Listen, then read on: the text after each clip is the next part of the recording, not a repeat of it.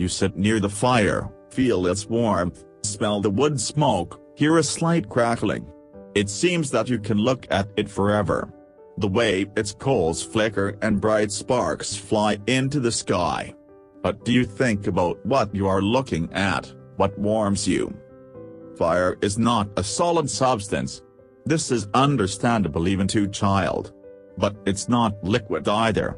It tends upwards and it seems that it looks more like gas, except that it can be seen. But from the point of the view of science, it differs from gas, because it can remain in its state indefinitely, and sooner or later the fire goes out. There is a misconception that this is plasma, the fourth state of matter in which atoms are deprived of their electrons. It, too, like fire, does not have a stable state on our planet. Plasma is formed only when the gas is exposed to an electric field or is heated to a temperature of thousands and tens of thousands of degrees. But fuels such as wood and paper burn at a temperature of only a few hundred degrees, much lower than this threshold. What is fire really? So, fire is not a solid, not a liquid, not a gas and not a plasma. What else can we do? Probably not to consider fire as matter at all. This is our sensory perception of chemical reaction called Gorange.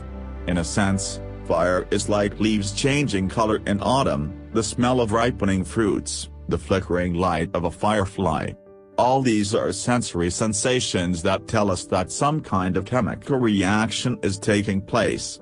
Fire differs only in that it simultaneously engages many of our senses, creating a range of sensations that we expect to see only from something alive and material.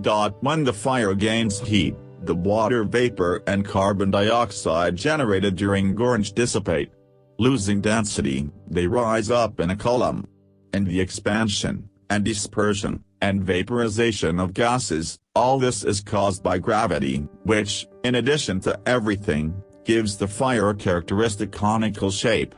Without gravity, molecules do not separate in density, and fire has a completely different shape. What is the hottest color of fire?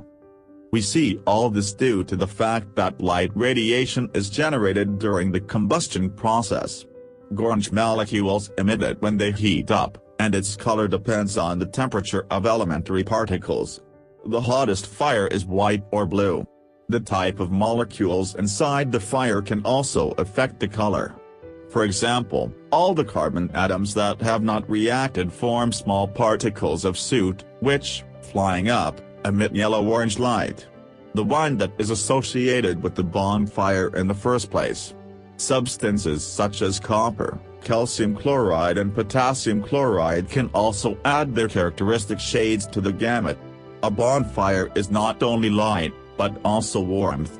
It maintains the fire by heating the fuel to or above the ignition temperature. Eventually, however, any bonfire, even the largest and hottest one, goes out. The fire, having emitted a farewell smoke, hides and disappears.